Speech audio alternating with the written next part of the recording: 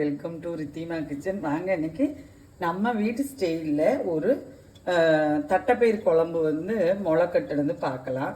முளை கட்டுனது இது குழம்பு கிடையாது, குருமா பார்க்கலாம். நம்ம வந்து நான் குக்கரில் தண்ணி வச்சுருக்கேன்.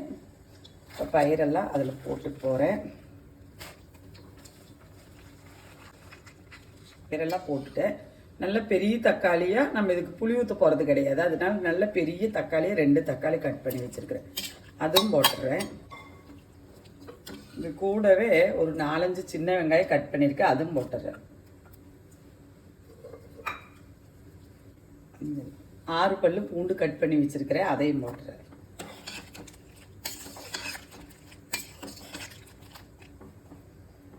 குக்கர் மூடி போட்டு நான் 2 விசில் விட்டு போகிறேன் பயிர் வேகிற அளவுக்கு. இது வந்து ரொம்ப ஹெல்த்தியான டிஷ்ஷுங்க. நம்ம வந்து இதில் நிறைய விதமாக புளிக்குழம்பு, புளிக்குழம்பு, மசால் குழம்பு எல்லாம் வைக்கலாம். இது ஒரு குருமானா குருமா, குழம்புனா குழம்பு, எப்படி வேணால் எடுத்து சாப்பாட்டுக்கு மேட்ச் ஆகும், நம்மளுக்கு டிஃபனுக்கு கூட மேட்ச் ஆகும் இந்த குழம்பு. பார்க்கலாம். நம்மளுக்கு பயிர் நம்ம போட்ட முளைக்கட்டின தட்டைப்பயிறு இதாக வெந்துருச்சு பாருங்க, நல்லா வெந்து வந்துருச்சு. இன்னைக்கு வந்து நம்ம தாளிப்பு அரைப்பெல்லாம் பார்க்கலாம். தக்காளி நல்லா அதுலேயே உடஞ்சி மேட்சாகி வந்துருச்சு பாருங்க. தாளிப்பு போடுறதுக்கு சட்டி வச்சுருக்கேன். அரைக்கிறதுக்கு வந்து நான் நம்ம வீட்டுக்கு தேவையான அளவு ஒரு 3 ஸ்பூன் தேங்காய் எடுத்துருக்கிறேன். இவ்வளோ பட்டை எடுத்திருக்கேன். ஒரு சின்ன ஜாதி பத்திரி வந்து இருந்தால் போட்டுக்குங்க, இல்லாட்டி வேண்டாம். நான் வந்து சோம்பு வந்து 1/2 ஸ்பூன் எடுத்துருக்கிறேன். அதே போல் கசகசை எடுத்துருக்கேன், ஒரு 6 கிராம்பு எடுத்துருக்கிறேன். இது எல்லாம் வந்து இந்த தேங்காய் கூடவே போட்டு நான் ஓட்டிகிட்டு வந்துட போகிறேன்.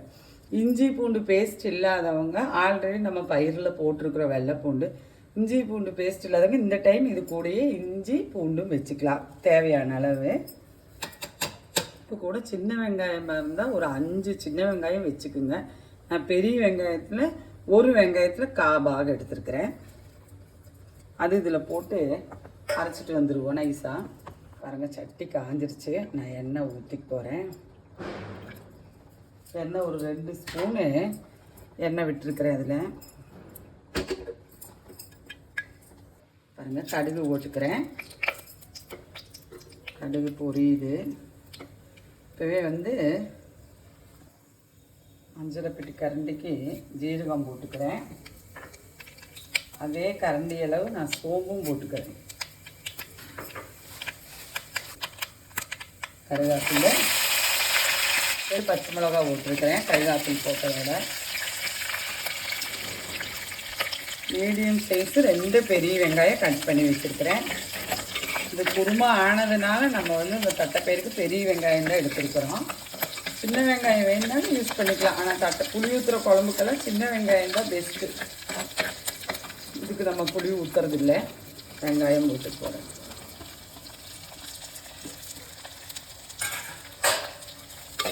வணங்கட்டும். பாருங்கள், வெங்காயமும் பச்சை மிளகா கருவேப்பிலை எல்லாம் இந்த அளவுக்கு வணங்கணும். கண்ணாடி பதத்துக்கு மேலே ப்ரௌனைஸ் ஆகக்கூடாது, அதுக்கு கீழே. இப்போ வந்து நான் அரைச்சிட்டு வந்துருக்கிற பேஸ்ட்டை வந்து இதில் ஊற்றிட்டு போகிறேன். ஊற்றிட்டு 2 தெளிப்பு.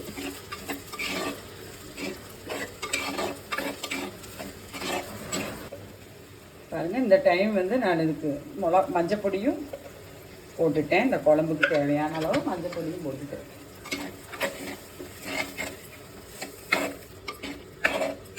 தேவைண்டு இப்படி வரணும்.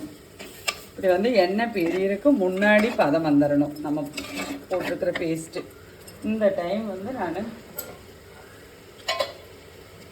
இந்த குழம்புக்கு தகுந்த மிளகா பொடி போட்டுட்டு போகிறேன்.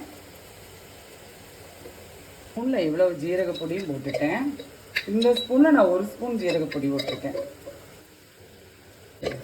அதை மூடி ஒன்று பெரட்டி விட்டுட்டு, அப்படியே ஒன்று பெரட்டி விட்டுட்டு, நான் இப்போ வந்து பருப்பு வெந்திருக்கல்லவா அதை ஊற்றிட்டு போகிறேன்.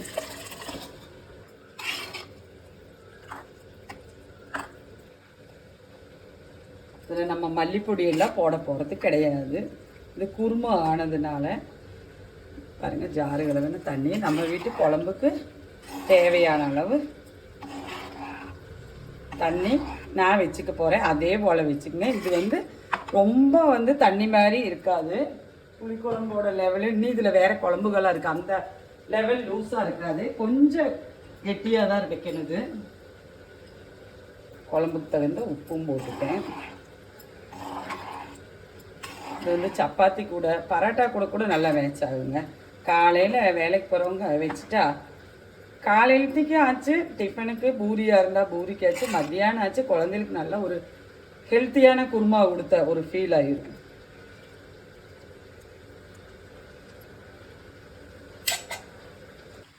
பாருங்கள், எல்லாம் கலந்து விட்டுட்டேன். நான் தண்ணி நம்ம வீட்டுக்கு தேவையான அளவு வச்சுட்டேன். நான் இப்போ வந்து நான் மூடி போட்டிருப்பேன். 2 கொதிங்க. குக்கரில் வைக்கிறவங்க வந்து அந்த பயிர் கூடயே தேங்காய் அரைச்சி போட்டு வைக்கலாம். ஆனால் வந்து உங்களுக்கு அவ்வளோ ஒரு டேஸ்ட்டு வராது. இந்த குருமாவுக்கு வந்து நம்ம இப்படி வேக வச்சு எடுத்து வைக்கும்போது தான் நல்லாயிருக்கும். இல்லைன்னா குழம்பு நம்ம குக்கர்லேயே வைக்கும்போது சலசலன்னு இருக்குங்க. பாருங்கள், நம்மளுக்கு குழம்பு ரெடி ஆயிடுச்சு. இந்த டைம் நம்ம குருமா ரெடி ஆயிடுச்சு. இந்த டைம் வந்து நான் மல்லித்தலை போட்டுட்டேன். போட்டுட்டு பார்த்தீங்களா, இது குழம்புன்னு சொல்லலாம், குருமான்னு சொல்லலாம். நல்ல டேஸ்ட்டாக இருக்குங்க. சாப்பாடு கூடயும் மேட்சாகும், நமக்கு பாக்கி இட்லி தோசை எல்லா கூடயும் மேட்சாகும். நல்ல ஹெல்த்தியான ஒரு குருமா. இது ரொம்ப போதுமான அளவுங்க. நான் இப்போ வந்து அடுப்பை ஆஃப் பண்ணிட்டேன். இது வந்து தக்காளி மாத்திரம் நீங்கள் ஆப்பிள் தக்காளி போட்டுறாதீங்க. நம்ம இந்த குருமாங்கிறதுனால நீங்கள் மேக்ஸிமம் புளிப்புள்ள தக்காளி போட்டுருங்க. ஏன்னா இந்த தட்டைப்பயிறுக்கெல்லாம் வந்து ஒரு புளிப்பு சுவை வேணும்னு சொல்லுவாங்க. அப்போ அதனால் வந்துட்டு ஆப்பிள் தக்காளி யூஸ் பண்ண வேண்டாம், இந்த தக்காளி மாத்திரம் போட்டுக்கோங்க. நான் ஆஃப் பண்ணிவிட்டேன். இது மண்ணுச்சட்டி ஆனதுனால இன்னும் கொதி இருக்கு வருங்க. நான் மூடிட்டேன். வாங்க நம்ம வீட்டில் சாப்பிட்லாம். நன்றி, வணக்கம்.